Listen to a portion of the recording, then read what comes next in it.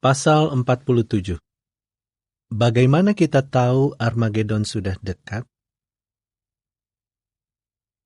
Kamu tahu apa yang dimaksud dengan tanda, bukan? Di pasal 46, kita membaca tentang tanda yang Allah berikan bahwa Ia tidak akan pernah lagi membinasakan dunia dengan air bah. Selain itu, para rasul meminta tanda agar mereka dapat mengetahui kapan Yesus sudah kembali dan kapan akhir dunia atau sistem ini sudah dekat.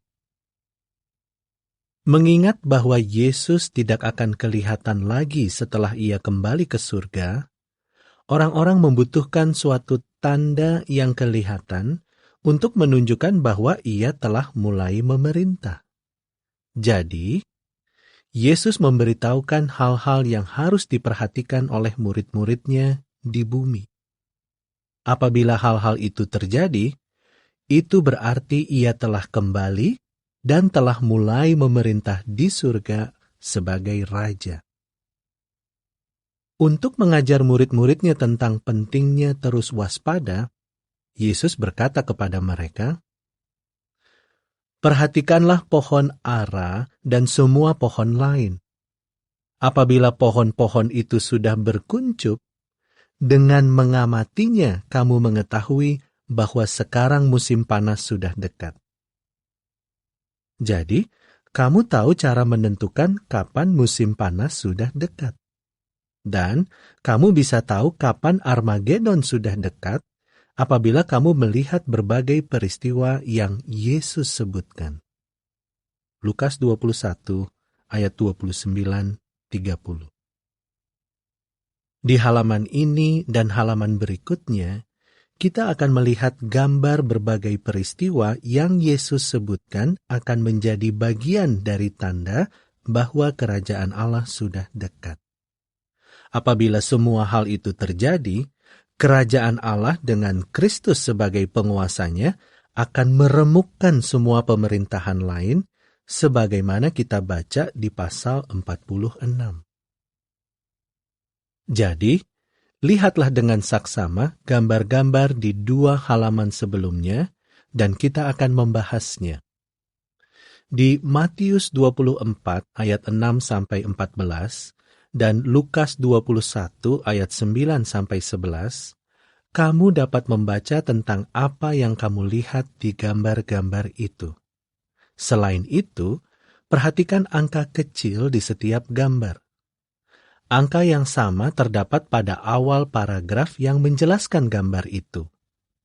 Sekarang, mari kita lihat apakah banyak bagian dari tanda yang Yesus berikan tersebut terjadi dewasa ini.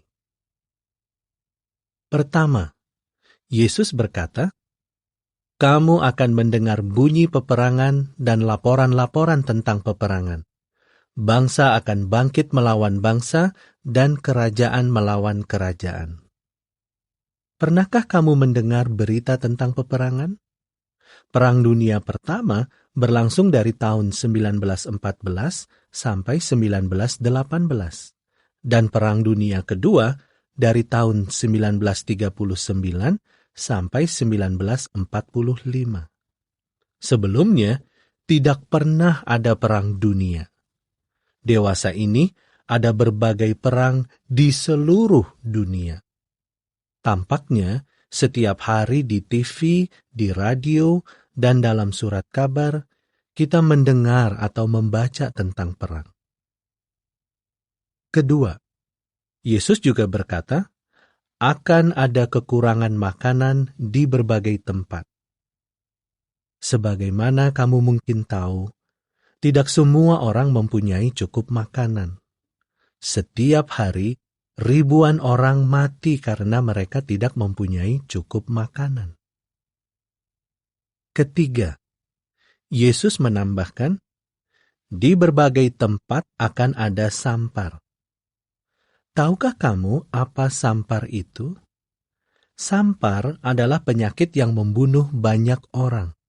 Salah satu sampar yang hebat, yang disebut flu Spanyol, telah membunuh kira-kira 20 juta orang hanya dalam waktu kira-kira 1 tahun. pada zaman kita, jumlah orang yang mungkin akan mati karena AIDS lebih dari 20 juta. Selain itu, ada kanker, penyakit jantung, dan penyakit lainnya yang membunuh ribuan orang setiap tahun. Keempat, Yesus memberikan bagian lain dari tanda itu dengan mengatakan, akan ada gempa bumi di berbagai tempat. Tahukah kamu apa gempa bumi itu? Gempa bumi menyebabkan tanah di bawah kaki kita berguncang.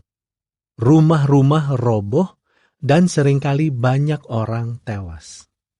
Sejak tahun 1914 telah terjadi banyak gempa bumi setiap tahun. Apakah kamu pernah mendengar tentang gempa bumi? Kelima, Yesus berkata bahwa bagian lain dari tanda itu adalah makin bertambahnya kejahatan. Itulah sebabnya ada begitu banyak pencurian dan kekerasan.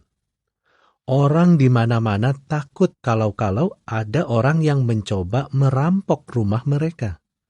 Sebelumnya, tidak pernah ada begitu banyak kejahatan dan kekerasan di seluruh pelosok dunia. Keenam, Yesus menyampaikan bagian yang sangat penting dari tanda itu sebagai berikut. Kabar baik kerajaan ini akan diberitakan di seluruh bumi yang berpenduduk sebagai suatu kesaksian kepada semua bangsa. Dan kemudian akhir itu akan datang. Matius 24 ayat 14. Jika kamu percaya akan kabar baik ini, kamu harus menceritakannya kepada orang lain. Dengan demikian, kamu dapat ikut menggenapi bagian dari tanda itu. Beberapa orang mungkin mengatakan bahwa hal-hal yang Yesus nubuatkan sudah sering terjadi sejak dahulu kala. Namun, hal-hal seperti itu belum pernah terjadi sekaligus semuanya di begitu banyak bagian dunia. Jadi, apakah kamu mengerti arti tanda itu? Artinya adalah apabila kita melihat semuanya itu terjadi, dunia yang jahat ini akan segera diganti dengan dunia baru Allah. Sewaktu Yesus memberikan tanda ini, Ia juga berbicara tentang suatu musim yang khusus. Ia berkata, teruslah berdoa agar pelarianmu tidak terjadi pada waktu musim dingin. Matius 24 ayat 20. Menurut kamu, apa yang ia maksudkan?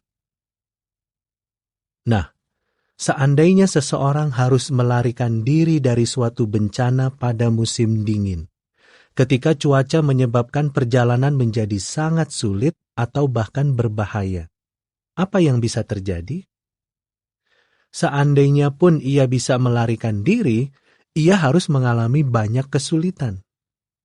Bukankah menyedihkan apabila seseorang mati dalam badai musim dingin hanya karena ia terlalu sibuk melakukan hal-hal lain sehingga tidak dapat mengadakan perjalanan lebih awal? Mengertikah kamu apa yang dimaksudkan Yesus dengan mengatakan bahwa kita tidak boleh menunda-nunda pelarian hingga musim dingin? Ia memberitahu kita bahwa karena kita mengetahui Armagedon sudah dekat, kita tidak boleh menunda-nunda untuk bertindak, untuk membuktikan bahwa kita mengasihi Allah dengan melayaninya. Jika kita menunda-nunda, bisa jadi kita terlambat untuk melayaninya. Kita bisa seperti orang-orang yang hidup pada waktu air bah, yang mendengar peringatan Nuh, tetapi tidak mau masuk ke dalam bahtera. Selanjutnya, mari kita bahas bagaimana keadaan setelah perang besar Armagedon selesai. Kita akan mempelajari apa yang telah Allah persiapkan bagi kita semua yang mengasihi dan melayani Dia sekarang.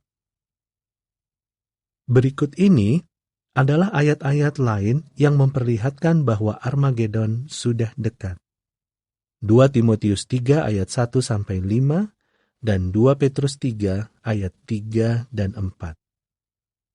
Sekarang, mari kita lihat gambar-gambar di pasal ini dan jawablah pertanyaan-pertanyaannya. Apa yang Yesus ajarkan sewaktu ia berbicara tentang pohon ara? Ketika Yesus berbicara tentang upaya pelarian pada musim dingin, apa yang ia ajarkan?